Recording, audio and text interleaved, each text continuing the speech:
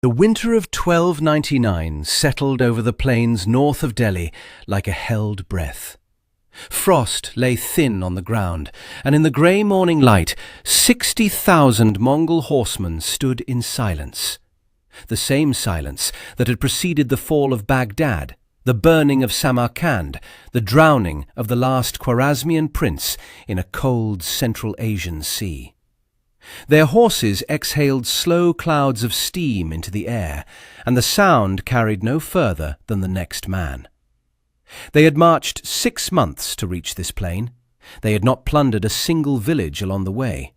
They were not here to raid. They were here to stay. 10 kilometers south, behind the walls of Delhi, a city waited. Markets had closed. The roads out were clogged with people who understood, without needing to be told, what that silence on the horizon meant. And in a camp between the Yamuna River and a dark line of bushland, a sultan who had taken his throne by assassination and kept it by iron will was making the last decisions he might ever make as a free man. What happened on that plain over the next 3 days changed the course of an entire civilization. Stay with me. In the winter of 1306, on the flat banks of the Ravi River in the Punjab, a Mongol army arrived with something no invasion force had ever brought to India before. They didn't just bring cavalry. They didn't just bring weapons and supply trains and the usual infrastructure of conquest. They brought their families. Women, children, livestock, an entire migrating population moving southeast behind 60,000 horsemen. That detail tells you everything you need to know about how seriously the Chagatai Mongols took this campaign. They weren't coming to raid. They weren't coming to plunder and leave. They were coming to stay. Think about what that meant in 1306. The Mongols had already destroyed Baghdad. They had ridden through Persia and left cities as rubble. They had crossed Russia and reached the doorstep of Western Europe before turning back. Not because anyone stopped them, but because they chose to. They had smashed every major army that tried to meet them in the field. China had fallen. The Abbasid Caliphate, 1,200 years old, had been extinguished in 3 days in 1258. When Hulagu Khan's cavalry broke through the gates of Baghdad. The Mongols didn't just win wars, they ended civilizations. And here they were, moving toward Delhi. The Delhi Sultanate in 1306 was not a small prize. It was one of the wealthiest cities on earth, the capital of a Muslim sultanate that controlled the northern half of the Indian subcontinent. A territory with a population, resources, and tax base that dwarfed most of what the Mongols had already taken. For the ruler of the Chagatai Khanate, Duwa Khan, Delhi was the logical next conquest. His Khanate occupied Central Asia, hemmed in on 3 sides by rival Mongol successor states. India was the one direction he could expand without fighting his own kind. He had tried before. He had sent armies to India in 1297, in 1299, in 1303, and in 1305. Every single one of those armies had failed. Some had been crushed in the field. One had reached the gates of Delhi itself, 2 months of siege, and still couldn't break through. Each defeat should have been a warning. Instead, in 1306, Duwa Khan sent his biggest force yet, the General Kopek, with tens of thousands of cavalry and a settler column carrying everything needed to occupy a new homeland. What he did not know, or perhaps refused to accept, was that the man sitting in Delhi had spent the previous decade building the one military system in the medieval world capable of stopping him. For the first time in history, a sultanate in the path of the Mongol advance had done what Persia couldn't, what Russia couldn't. What the caliphates of the Middle East couldn't. It had beaten them, repeatedly, systematically. And when Kopek's army reached the Ravi River in 1306, it walked into a trap it never saw coming. This is the story of how India humiliated the Mongol army, not once, but 3 times, in less than a decade. It's a story about a brutal, calculating sultan who understood that the only way to survive the most dangerous military force in the world was to outthink it, out-organize it, and meet it on ground of his own choosing. It's also the story of the generals he deployed, the soldiers he paid, the forts he built, and, in one extraordinary case, a single commander who refused to surrender even when his own sultan abandoned him on the battlefield. The events stretch from 1299 to 1306. 7 years, 3 battles, 1 result. The Mongols never came back. To understand what happened in those 7 years, you have to understand what the Mongols actually were. Not the legend, but the military reality. Because the legend, as terrifying as it is, undersells them. Genghis Khan unified the warring tribes of the Mongolian steppe in 1206. Within 2 decades, his armies had broken the Jin dynasty in northern China, swept through Central Asia, and crushed the Khwarezmian Empire, one of the most powerful states in the Islamic world, so completely that its last ruler died as a fugitive on a small island in the Caspian Sea. By the time Genghis died in 1227, his empire was the largest contiguous land empire in history, and it kept growing after him. His successors took the rest of China, sacked Kiev and rode through Poland and Hungary, exterminated the assassin order in Persia, and in 1258 destroyed Baghdad. Baghdad, the capital of the Abbasid Caliphate, the center of Islamic learning and commerce for 5 centuries. Hulagu Khan's army killed an estimated 800,000 people in a few days. The caliph himself was executed, wrapped in felt and trampled by horses, so no royal blood would touch the ground. The libraries, the hospitals, the canals, the infrastructure built over centuries, gone. Contemporaries who survived wrote that the Tigris River ran black with the ink of books and red with blood for days. That was the Mongol way of making a point. So when we talk about the Mongol threat to Delhi, we are not talking about a regional border dispute. We are talking about the same force that had dismantled every major civilization it had encountered. The pressure was existential. Now, the empire Genghis built didn't survive intact. His descendants spent as much time fighting each other as they did conquering new territory. By the 1260s, the Mongol world had fractured into 4 successor states: the Yuan dynasty in China, the Ilkhanate in Persia and the Middle East, the Golden Horde in Russia and the Western Steppes, and the Chagatai Khanate in Central Asia.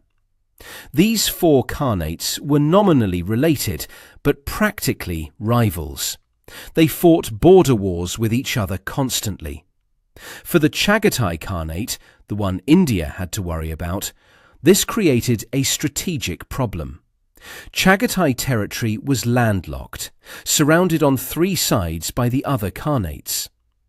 The ruler in the late 13th century was Dua Khan, a capable and aggressive leader who understood that his khanate needed to grow or stagnate.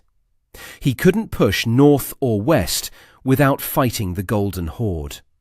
He couldn't move east without bumping into the Yuan. But south was India.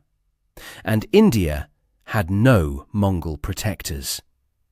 His early raids into Punjab confirmed what he suspected.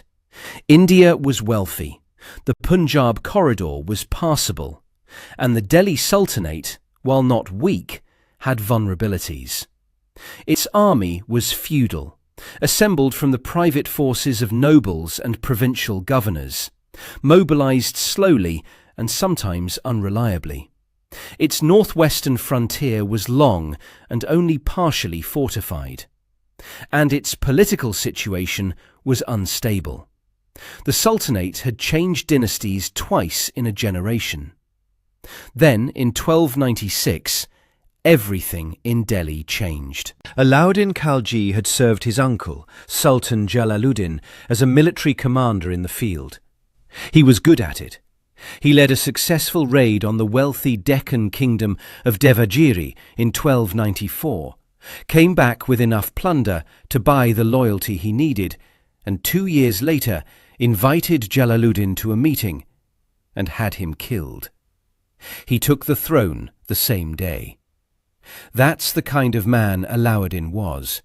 Not subtle, not diplomatic, not particularly interested in ceremony. He was interested in control, and he pursued it with complete focus. When his nobles plotted against him, which they did repeatedly, he crushed them without hesitation. When he identified a systemic vulnerability in his state, he fixed it, regardless of how disruptive the fix was. His defining trait was this: he saw the gap between what his kingdom was and what it needed to be, and he was willing to do whatever it took to close that gap. That quality, which made him a difficult ruler to live under, made him an exceptionally effective defender. By the time the serious Mongol invasions began, he had already started transforming his military. But first, the Mongols needed to give him a few lessons.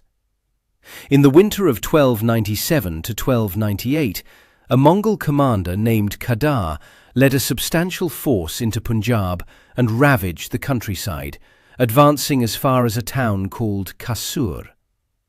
Alauddin's general Ulugh Khan met them at Jaran Manjur in February of 1298 and drove them out, capturing a significant number of prisoners.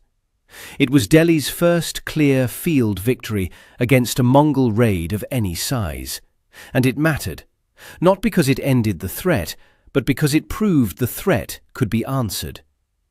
The Mongols came back almost immediately.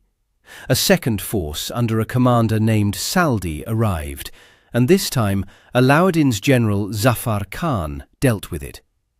Zafar Khan was the kind of officer who didn't wait for permission. When he saw an opportunity, he moved. He defeated Saldi's force and turned what might have been another Punjab looting expedition into a decisive repulse. He was becoming famous for it, maybe too famous. After 2 consecutive defeats in what amounted to the same year, the Chagatai response was not to stop.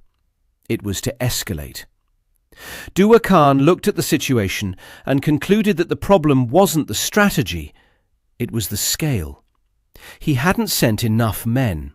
So, in late 1299, he dispatched his own son, Kutlur Khwaja, at the head of the largest Mongol force ever sent toward India up to that point. Somewhere between 50 and 60,000 cavalry, by realistic modern estimates. Medieval chroniclers inflated the number to 200,000. We should be cautious about those figures. But even at 50,000, this was not a raid. This was a conquest army. And Kutlur Khwaja knew exactly what he was doing. On his 6-month march from Central Asia to Delhi, he gave strict orders. No plundering cities, no destroying forts, no unnecessary engagements with Delhi's frontier garrisons at Multan and Samana. His army was going to conserve its energy and arrive at Delhi intact, ready to fight the decisive battle that would settle the question of who controlled the subcontinent. That kind of strategic discipline was unusual even for the Mongols. It told you that Kutlur was serious in a way his predecessors hadn't been. Before the battle, he sent a message to Zafar Khan, who was stationed at a frontier post called Kuram. Zafar had sent his own message first. an invitation to fight. Kutlu's reply was precise. Kings only fight kings. He told Zafar to come fight under his master's banner at Delhi. It was dismissive, calculated, and, given the size of the force behind it, probably felt like a reasonable thing to say. Alauddin had maybe 1 to 2 weeks of warning before Kutlu's army crossed the Indus. That's what his intelligence network gave him. It wasn't much time, but it was enough. Before we get to the battle itself, it's worth pausing to introduce the 2 men who would define Delhi's military response over the next 7 years. Not through biography, but through what they actually did. Zafar Khan you've already met. He was the aggressive one, the general who invited Mongol commanders to fight him while they were still on the march. His instinct in every engagement was to attack. When he saw a weakness, he went for it immediately, without waiting to ask whether his flank was secure or whether he had permission. That quality won him 2 victories against smaller Mongol forces. At Kili in 1299, it would cost him his life. The other man was different. His name was Malik Tughluq, sometimes called Ghazi Malik, and he appears in the record initially as a frontier commander, a man who understood the Northwest thoroughly, who ran careful intelligence operations and never committed his forces until he knew exactly where the enemy was. He didn't seek glory the way Zafar Khan did. He waited, gathered information, positioned his troops, and then struck at a moment of his choosing. His story runs through the 1305 and 1306 campaigns. And when the Khalji dynasty collapsed in 1320, it was Tughluq who took the throne of Delhi and founded a new dynasty, carrying forward everything he had learned fighting the Mongols on those Punjab riverbanks. But in 1299, he was still in the background. Kutluk Khwaja's 50,000-man army was on the move. The Yamuna was just ahead. Delhi's gates were still open. And Alauddin was about to find out exactly how much trouble he was in. The Punjab is not a natural fortress. That was the fundamental military problem facing every ruler of Delhi when the Mongols came calling. The northwest of the subcontinent is a wide, flat corridor, cut by 5 major rivers running roughly southwest to northeast: the Jhelum, Chenab, Ravi, Beas, and Sutlej, and beyond them the Indus. Each river is a potential defensive line. But cavalry can ford rivers. They can swim them. And Mongol cavalry, raised on the steppes of Central Asia, had been crossing rivers their whole lives. The rivers slowed the Mongols. They didn't stop them. Once past the rivers, the Punjab opens into the flat Indo-Gangetic plain, some of the best terrain for horse archers in the world. No hills to shelter behind, no forests to disrupt cavalry formations. Just open ground stretching hundreds of miles to Delhi, where a fast-moving mounted army could cover enormous distances in a short time. In 1303, the Mongol general Taragai moved so quickly through Punjab that provincial governors couldn't concentrate their forces fast enough to intercept him. He arrived at the outskirts of Delhi before Alauddin had finished fighting a siege several hundred miles away. That kind of speed was the Mongols' primary weapon, and the flat Punjab terrain gave it to them. So what could you actually do? The answer Alauddin arrived at, piece by piece over his first decade of rule, was a system. Not a single barrier, but a layered defence that made every stage of a Mongol invasion more costly and more difficult. The first layer was the frontier fort chain. Alauddin inherited a partial version of this from his predecessor Balban, who had built posts between Multan and Lahore. Alauddin expanded and reinforced it. The key positions were Dipalpur, Samana and Multan, 3 fortified towns along the invasion corridor, each garrisoned by a substantial standing force under a powerful appointed commander. These weren't intended to stop a Mongol army outright. They were intended to do 2 things: slow the advance and send intelligence to Delhi. A Mongol army moving past Multan without fighting was still being watched, counted and reported on. By the time it reached the Yamuna, Alauddin at least knew it was coming.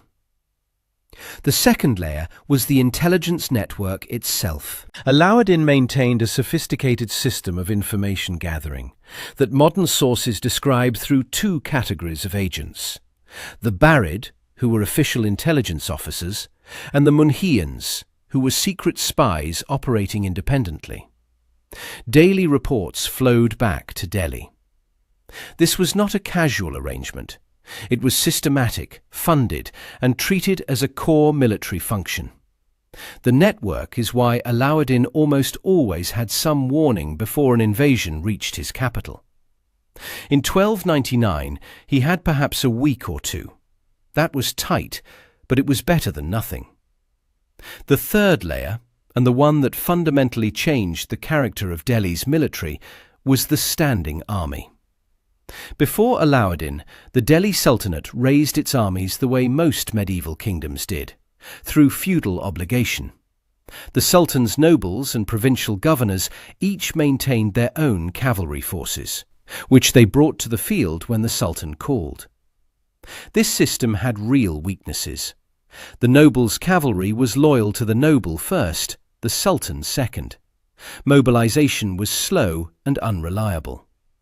The size and quality of forces varied enormously, and when a noble fell out of favor or got ambitious, his private army was suddenly a threat instead of a resource.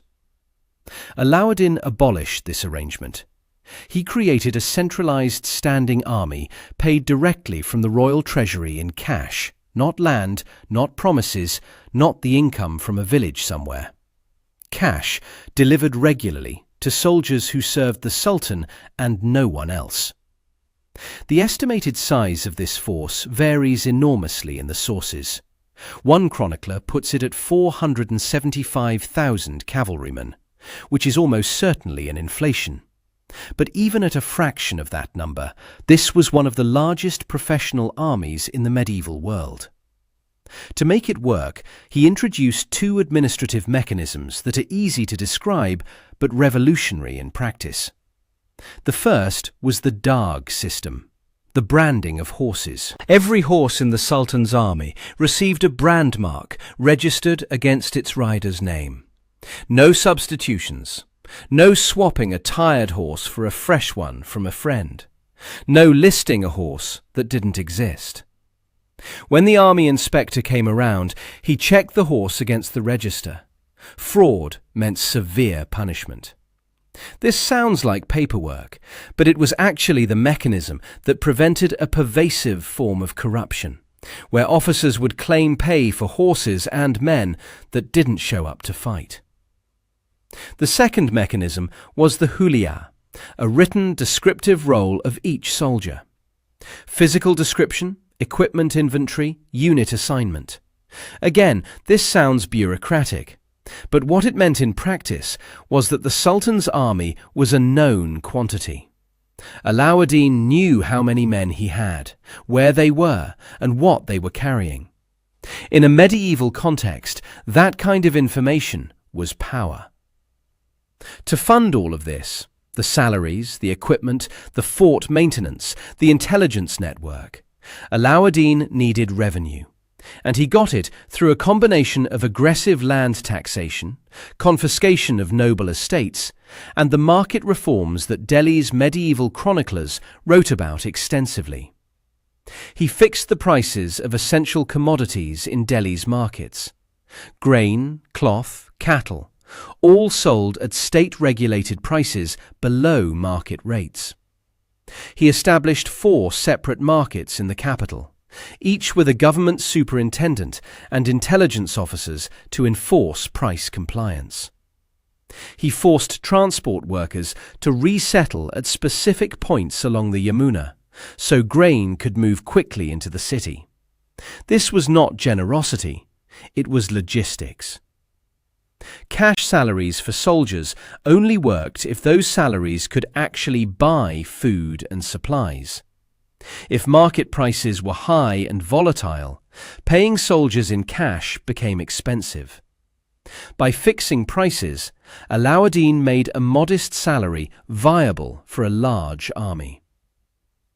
The market reforms and the military reforms were the same reform, looked at from different angles. Now, what did the enemy look like, and how did they fight? The Mongol military system of the Chagatai Khanate in the 1290s and 1300s was built around horse archers organized into units called tumens, each nominally 10,000 men. In practice, a tumen might be somewhat smaller, but the organizational principle was consistent. A commander who controlled roughly that size formation, with subordinates commanding hundreds and thousands beneath him. A major campaign drew multiple tumens, deployed in a standard formation, 5 lines deep, the first 3 composed of horse archers, the last 2 of lancers, who would exploit whatever damage the archers had done. The primary weapon was the composite recurved bow, layers of horn, wood, and sinew laminated together under compression. It was shorter than a longbow, but more powerful for its size, specifically designed to be used from horseback. The effective targeted range was around 150 to 175 meters from a moving horse. Mongol cavalry carried 60 arrows per man, with additional supplies loaded on camels that followed the army. They could fire up to 6 arrows per minute. In a mass engagement, a Mongol cavalry force could put an enormous volume of arrows into an enemy formation at ranges that infantry or heavy cavalry could not easily answer. The signature tactic, the one that destroyed more armies than any other, was the feigned retreat. A portion of the Mongol force would attack, then turn and run convincingly, drawing the enemy out of formation in pursuit. Once the enemy was extended and disordered, the retreating horsemen would peel to the sides, and the waiting main force would close in from multiple directions.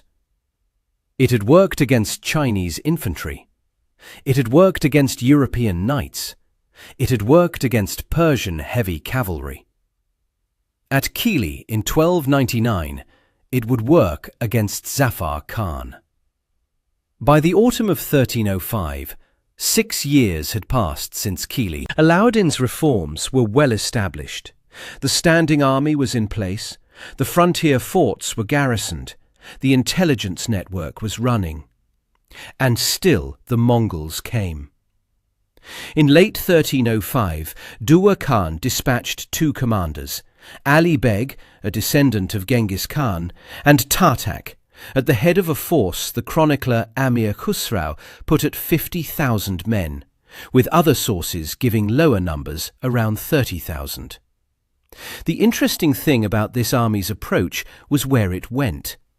Instead of pushing straight through Punjab toward Delhi's reinforced frontier posts at Dipalpur and Samana, Ali Beg and Tartak moved southeast along the Himalayan foothills, a flanking route that skirted the fortified line and brought them into the Doab, the land between the Ganges and the Yamuna rivers from the north. They plundered settlements along the way. By December of 1305, they were near the town of Amroha, in present-day Uttar Pradesh, deep in the agricultural heartland, laden with plunder and heading home. Alauddin's intelligence network had been tracking them. He deployed the commander holding the Iktas of Samana and Sunam, a Hindu convert to Islam named Malik Nayak, with approximately 30,000 cavalry to intercept the return march. Before the army left, Alauddin made a promise to every soldier in the force. If they defeated the Mongols, each man would receive 1 full year's additional salary as a bonus. That was not a trivial commitment. These were professional soldiers with regular pay. Doubling that for a year was a serious financial incentive, and it was meant to be. Alauddin wanted his men to fight as if the outcome mattered personally. It did. The Mongol army was on its way home. The horses were tired. The column was strung out, loaded with plunder. Malik Nayak knew exactly where they were. Phase 1. Kili, 1299. The fight that started it all. Late autumn, 1299. The plains north of Delhi are flat, open farmland. Villages, irrigation channels, market roads, the kind of terrain that looks peaceful until 60,000 horsemen are camped 10 kilometers from the city walls. Kutluk Khwaja's army had arrived quietly. No burning villages on the march, no destroyed forts, no warning fires on the horizon. Just a vast force materializing out of the northwest. By the time people in Delhi's outer districts understood what was happening, the roads out of the city were already filling. The city's markets went silent as caravan routes closed. Food prices spiked. The streets around the mosques were overcrowded with people who had come not for prayer, but for the simple instinct to be inside walls when the world outside was uncertain. Alauddin ordered the city's gates shut, all but one. The Badaun gate, facing east toward the Ganges plain, he left open. It was a calculated decision. He was providing an escape route for the city's population if he lost. He left a man named Alaul Mulk in charge of Delhi with specific instructions. Hand the keys of the palace to whoever wins. Then he marched out to meet Kutluk Khwaja at Kili. The choice of ground was deliberate. The battlefield at Kili had the Yamuna River on one side and a stretch of dense bushland on the other. The fighting ground between them was relatively narrow. Mongol tactical doctrine relied on width. Two men's needed room to advance on a broad front, to wheel and outflank. The Yamuna and the bush compressed that width. Alauddin had chosen a place where the Mongols' most dangerous capability was harder to execute.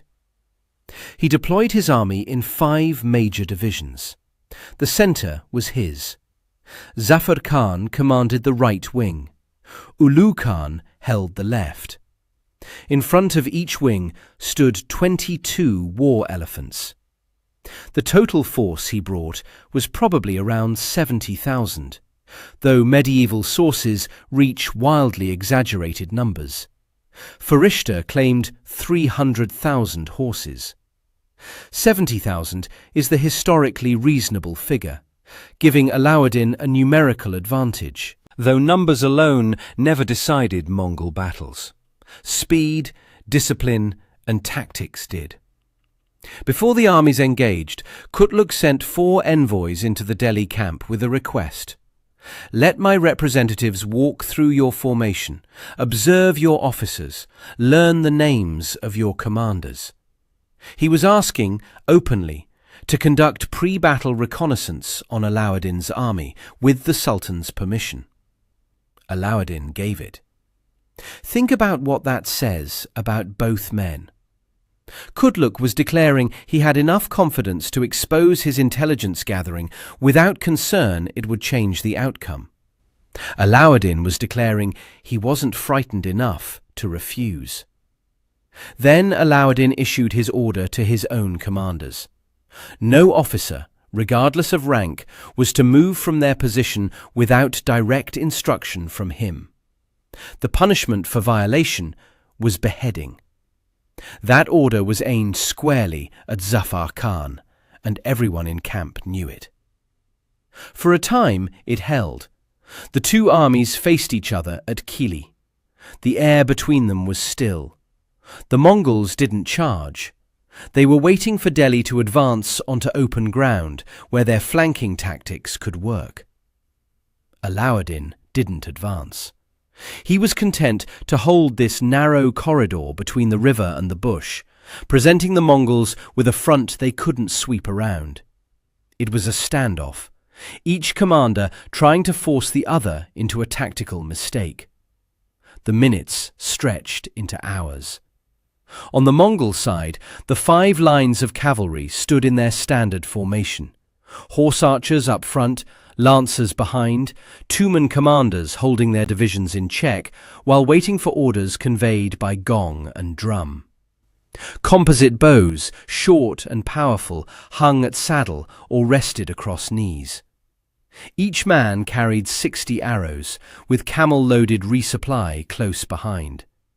They had crossed 6 months of steppe and mountain range to be here. They were not going to rush the last 10 kilometers. On the Delhi side, the war elephants in front of each wing stood in their slow, steady way, trunks swinging, while the mahouts and the archers in the howdahs above them scanned the Mongol lines. The cavalry behind them was professional, armed, equipped by the state, paid in cash, and trained in a way that Delhi's armies simply had not been before Alauddin's reforms. They were not noble retinues, they were soldiers. The standoff held through the morning and into the afternoon.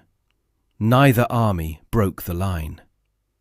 Then Zafar Khan saw a Mongol unit on the left flank, commanded by an officer named Hijlak, positioned slightly forward of the main line. He didn't send a messenger to Alauddin, he attacked. His division crashed into Hijlak's unit with enough force that the Mongol left broke and ran. Zafar Khan's soldiers went after them. Alauddin did not move. The main Delhi army held its position and watched Zafar Khan's wing chase fleeing Mongols across the plain. The Mongols were watching too. Whether Hijlak's retreat was intentional or simply recognized as an opportunity, the result was the same. Zafar Khan was now separated from the main Delhi force, his men strung out and moving fast, their formation loosening with every kilometre. And the Mongols turned, not away from him, but toward him, from multiple directions. He was surrounded. No relief came from the main Delhi line. The chronicles record that officers in Alauddin's camp urged him to advance to Zafar Khan's support. He refused. His reasons remain debated by historians. Moving the main army forward onto open ground was exactly what the Mongols wanted. It would have replicated the mistake Zafar Khan had just made at a much larger scale. But there was also a political calculation. Zafar Khan was enormously popular with his soldiers. His battlefield reputation was, by 1299, considerable. A sultan who needed absolute control of his nobles and generals might have reasons beyond tactics to let his most celebrated commander face this particular problem without reinforcement. The sources are not explicit. The refusal is the fact. Surrounded, with no help coming, Zafar Khan fought. His men inflicted serious casualties on the encircling Mongols before they were overwhelmed. Then, Kutlu Khwaja made an offer that has lasted through the centuries. He told Zafar Khan to surrender. More than that, he offered to make him Sultan of Delhi. It was partly admiration, partly politics. A puppet sultan in Delhi would be more valuable than a sacked city. And it was also, almost certainly, recognition of the damage Zafar Khan's men had done to the Mongol formation before going down. Zafar Khan refused. He refused the throne, refused his life, refused everything. He stayed loyal to the Sultan who had not come for him. Kutlu had him killed. In the melee that followed, Kutlu Khwaja was wounded, seriously. He was carried from the field, and he died of those wounds in the days after. Back at Kili, when the news reached Alauddin, his officers again urged retreat to Delhi. He rejected it. He said that if he moved, it would be forward, not back. 2 more days passed without engagement. Then, on the 3rd night after Zafar Khan's death, the Mongols retreated in the darkness, silently, northward, toward the Indus. Delhi had survived. The Mongols had left on their own terms, not because they were destroyed. But Kutlu was dead, the army was withdrawing, and the invasion had failed. Alauddin returned to his capital with a clearer picture of both his army's strengths and its vulnerabilities. The standing army and the terrain choice had worked. The lack of central discipline, Zafar Khan's charge, had nearly cost him everything. He dealt with both problems in the days that followed. He erased Zafar Khan's name from the official records. No acknowledgement of his heroism, no recognition of what his last stand had cost the Mongols. The man who had arguably inflicted enough casualties on the encircling Mongol force to shake Kutlu's final decision received no credit. That detail tells you as much about Alauddin Khalji as any of his reforms do. Phase 2, 1303, when Delhi almost fell. The lesson from Kili hadn't fully sunk in yet, because 4 years later, in 1303, Delhi came closer to falling than at any point in the entire Mongol campaign.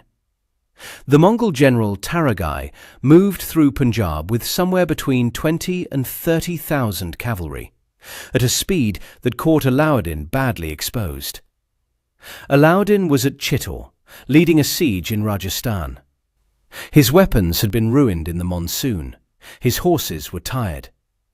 The provincial governors at Multan, Dipalpur and Samana couldn't concentrate their forces in time. Taragai's cavalry simply moved past them. Alauddin captured Chittor and turned for Delhi immediately. He rode hard, arriving roughly a month before the Mongols. Barely enough time, and not enough to do much with. The Mongols set up blockades on every road into the capital. Reinforcements from the provinces couldn't get through. Merchant caravans couldn't get through. Food supplies tightened. Prices rose. Alauddin made the only sensible decision available. He withdrew his forces into a heavily guarded camp at the construction site of the Siri fort, his new fortress, north of Old Delhi, still unfinished but defensible. For 2 months the Mongols held the outskirts of the city. They ransacked the suburbs, broke into royal grain stores, burned and looted. But they could not breach the Siri camp.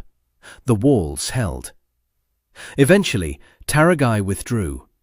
Supply lines stretched too thin, internal Chagatai politics possibly demanding his return. The city had survived, technically, but Alauddin emerged from Siri fort shaken and furious. The 1303 invasion drove a new wave of reforms. More frontier forts, larger garrisons, expanded standing army, intensified intelligence. And Alauddin moved his permanent residence to Siri. He never governed from the old city again. Defensibility was the only thing that mattered. Phase 3, Amroha, December 20th, 1305. December 20th, 1305. A winter morning near Amroha, in the flat agricultural Doab between the Ganges and the Yamuna. Ali Beg and Tartak's force had been in India for weeks. They came in from the northwest, bypassing the fortified Punjab corridor by swinging southeast along the Himalayan foothills, a route that avoided the frontier posts but brought them into unfamiliar agricultural territory. They had plundered the Shivalik Hills region extensively and were now heading home, the column loaded with captured goods, horses tired from weeks of campaigning. They thought the hard part was done. They were being tracked. Alauddin's network had followed their movements since they crossed the Indus. Malik Nayak, the master of the horse, holder of the Samana and Sunam Iktas, a Hindu convert to Islam, had 30,000 Delhi cavalry in position, rested and equipped, their soldiers motivated by the promise of a year's bonus salary. The Mongol column was in no condition to receive them. Not in combat formation, a march column, strung out, slowed by plunder loads. When Malik Nayak's force hit them at Amroha, what followed was not, by the accounts, a close contest. Amir Khusrau, writing during Alauddin's own lifetime, described the Mongol attacks as like an army of mosquitoes which tries to move against a strong wind. The Doab's agricultural landscape, with its irrigation ditches and walled villages, fragmented the wide sweeping movement that made Mongol horse archers effective on open ground. Every time the Mongols tried to wheel and gain distance for archery, there was an obstacle closing the angle. The battle became a rout. Ali Beg and Tartak both surrendered. 8,000 Mongol soldiers were taken prisoner. When the fighting ended, Delhi's soldiers counted 20,000 horses belonging to the Mongol dead. Malik Nayak brought his army and prisoners to Delhi.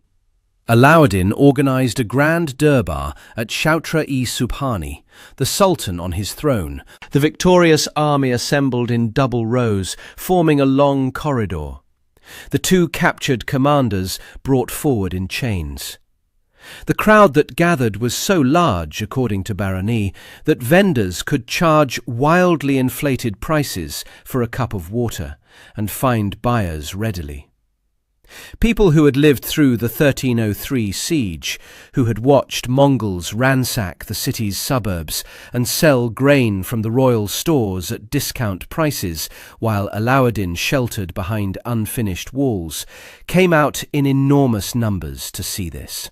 2 Mongol commanders, descendants of Genghis Khan's house, presented in chains before their conqueror.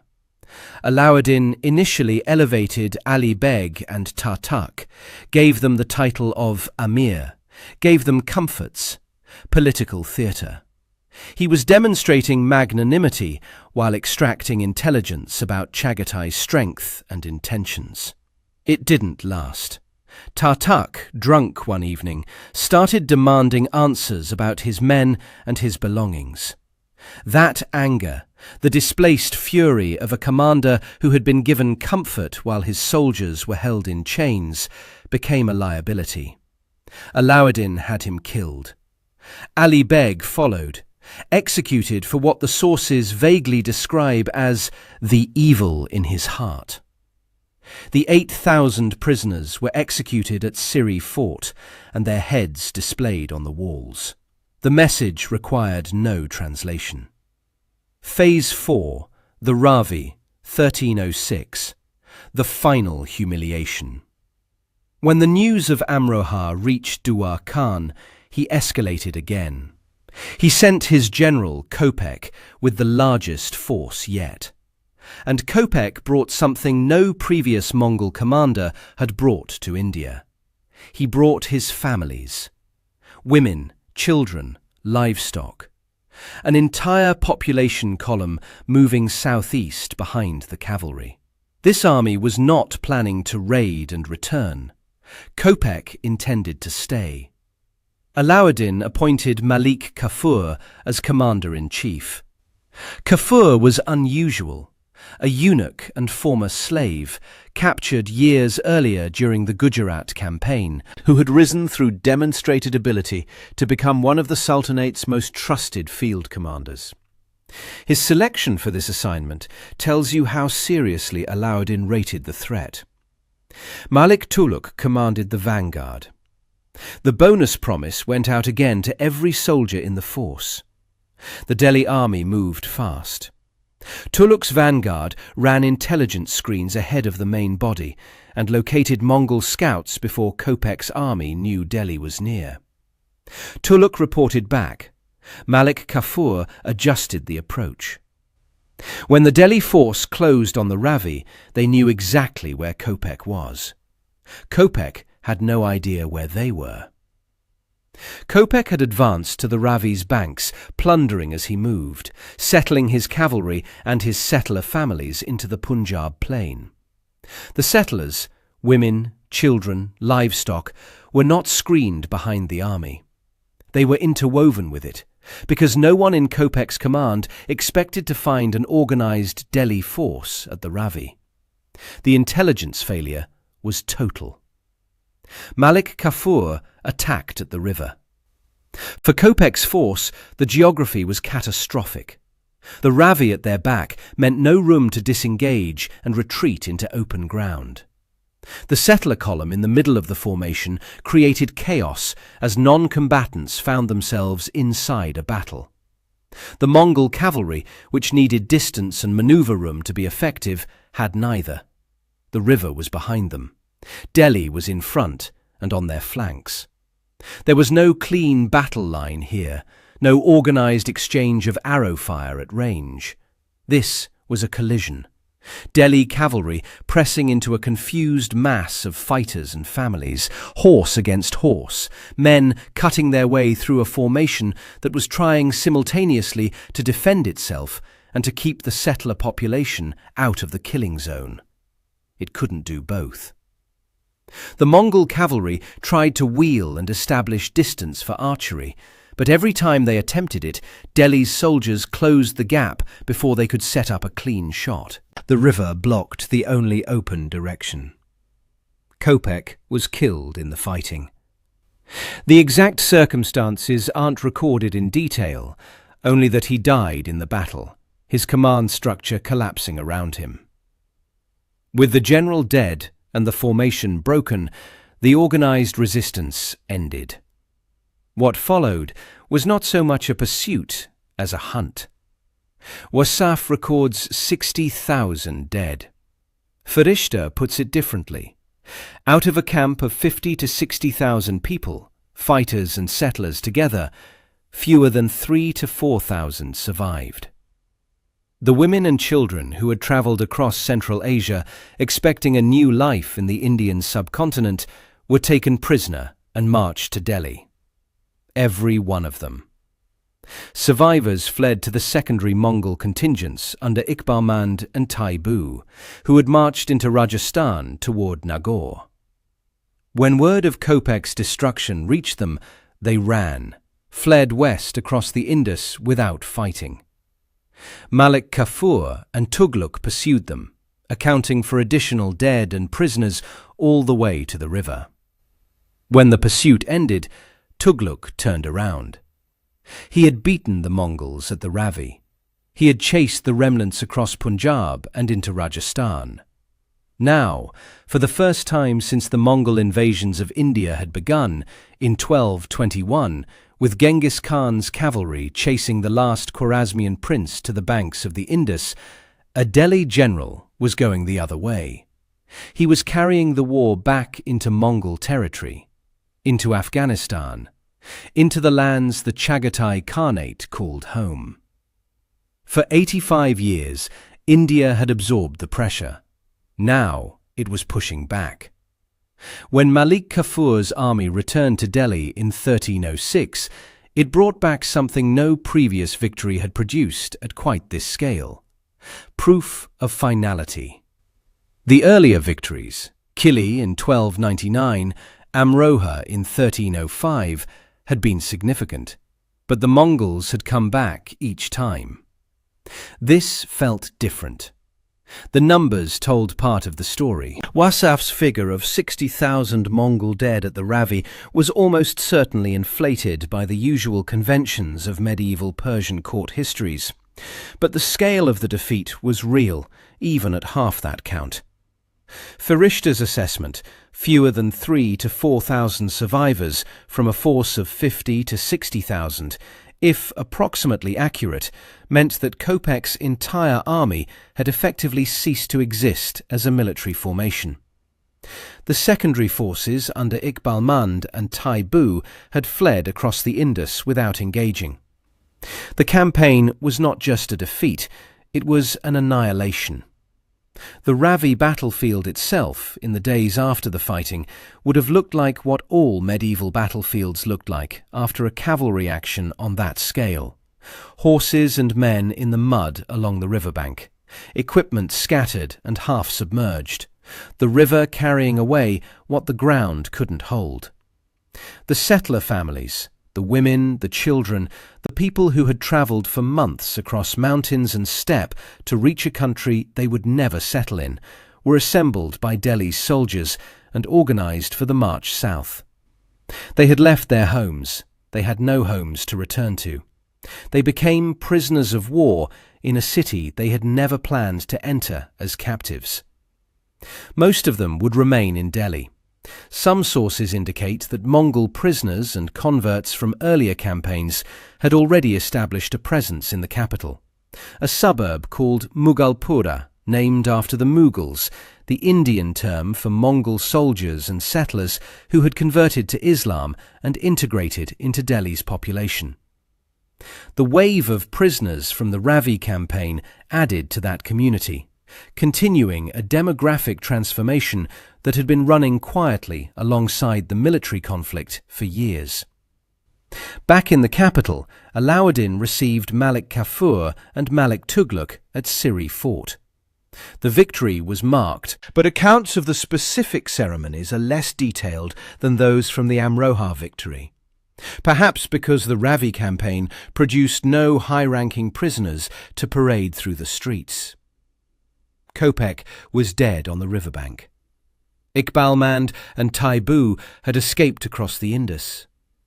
There were no commanders in chains to present at a grand durbar.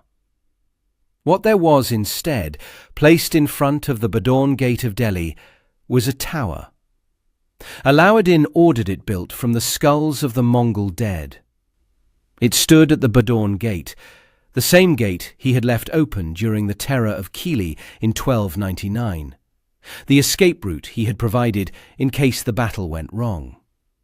Now, 7 years later, that gate had a different kind of marker. The tower was not subtle, and it was not meant to be.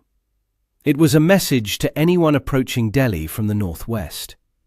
It was an answer to every Mongol force that had ridden down the Punjab corridor toward this city over the previous 60 years. The chronicler Bharani, writing in the 1350s, more than 4 decades after the tower was built, noted that it could still be seen in his day. It had become part of the city's landscape. Dua Khan, the man who had ordered every major Chagatai invasion of India since the 1290s, died in 1306, the same year as the Ravi disaster. Whether he died before or after receiving the news of Köpek's destruction is unclear from the sources. Either way, the combination of the military catastrophe and the death of the Khanate's driving force brought the era of large-scale Chagatai conquest attempts against India to a close. No successor to Dua Khan launched an invasion on anything like the same scale during Alauddin's remaining decade of rule. Malik Tughlaq, who had commanded the vanguard at the Ravi and then led the punitive raids into Mongol Afghanistan, emerged from the campaign with a reputation that had no real rival in the Sultanate's military establishment.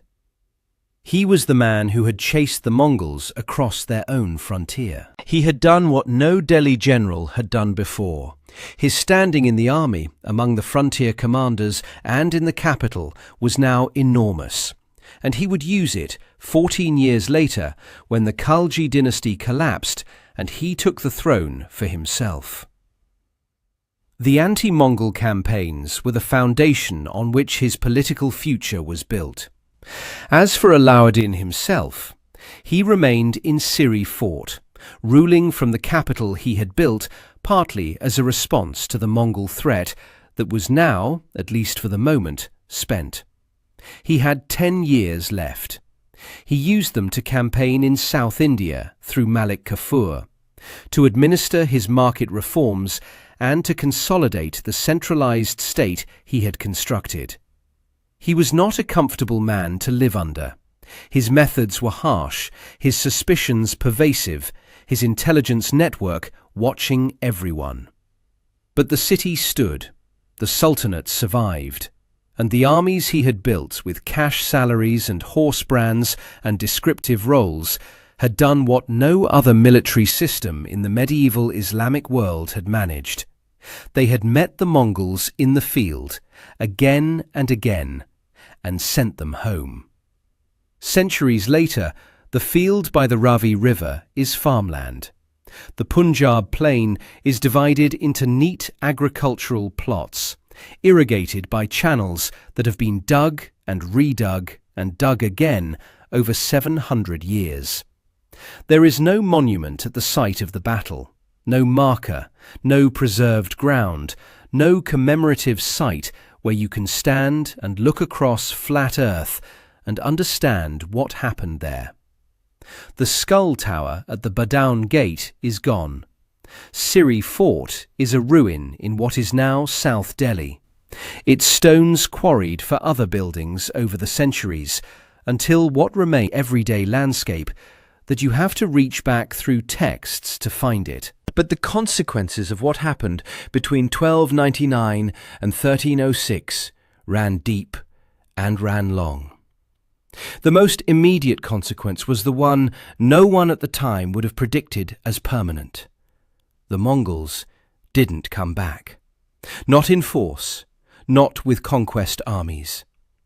The 1327 invasion under Shirin reached Delhi technically, but it ended with the Tughlaq dynasty paying a substantial ransom to make him leave. A negotiation, not a battle.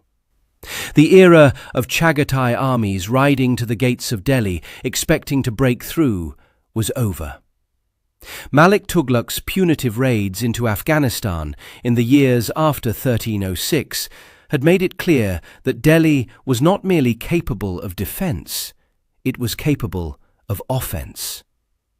That changed the strategic calculus in Samarkand and Bukhara in ways that outlasted Dua Khan's dynasty. The longer consequence was structural.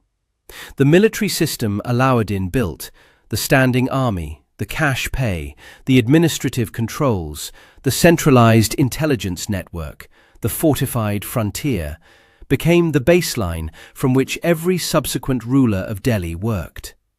Some abandoned pieces of it. Firuz Tughlaq, 2 generations later, went back to feudal levies and lost much of the army's professional quality. But the principle that a sultanate's first obligation was a strong, centrally controlled standing force, paid by the state, loyal to the state, equipped by the state, never entirely disappeared from Indian military thinking after Alauddin. It fed forward into the administrative structures of the Mughals, who built their own version of a professional imperial army on foundations that traced back to the Khalji reforms. There is also the harder question of what the Mongols actually failed against. Because it wasn't just an army.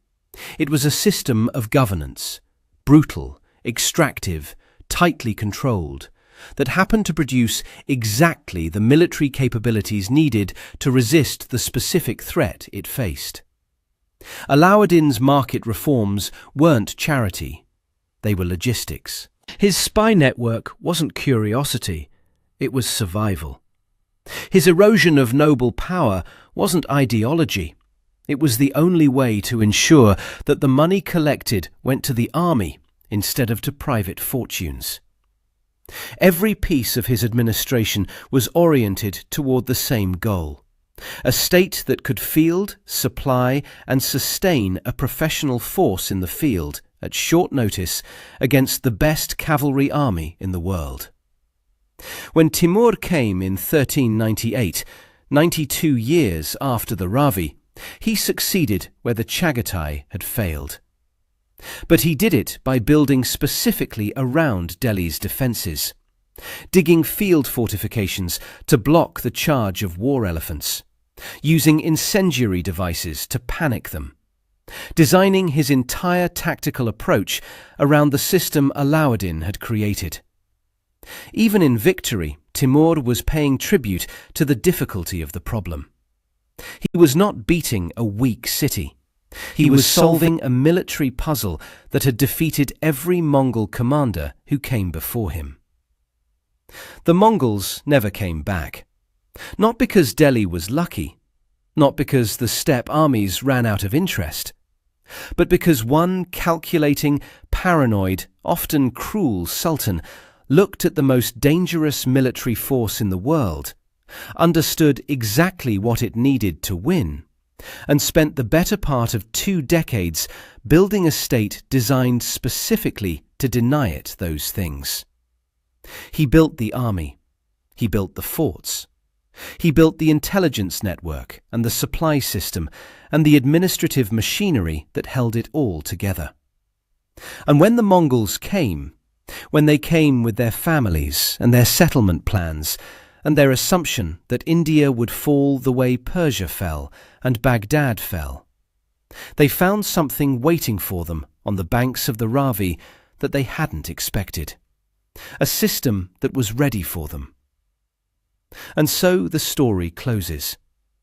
But if you're still here with us right now, and I genuinely hope you are, then something in this story touched you in a way that goes beyond history. Because what Alauddin built wasn't just an army. It was a system rooted in one quiet, unglamorous truth: that preparation done in private is what determines survival in public. The Stoics understood this. Marcus Aurelius wrote that the impediment to action advances action, that the obstacle itself becomes the way forward. Alauddin never read Marcus Aurelius, but he lived that principle completely. Every defeat, every near collapse, every humiliation became material he used to build something stronger. That's not a military strategy. That's a way of moving through life. We face our own versions of 60,000 horsemen on the horizon. Fear, failure, systems that feel too large to overcome. And the answer, then as now, isn't to wait for rescue. It's to build the thing that makes you ready. It's to build the thing that makes you ready when the moment arrives. If this story meant something to you, share it with someone who needs to hear it today. Like the video, subscribe to the channel, and we'll see you in the next one. You already know you belong here. Like the video, subscribe to the channel, and we'll see you in the next one. You already know you belong here.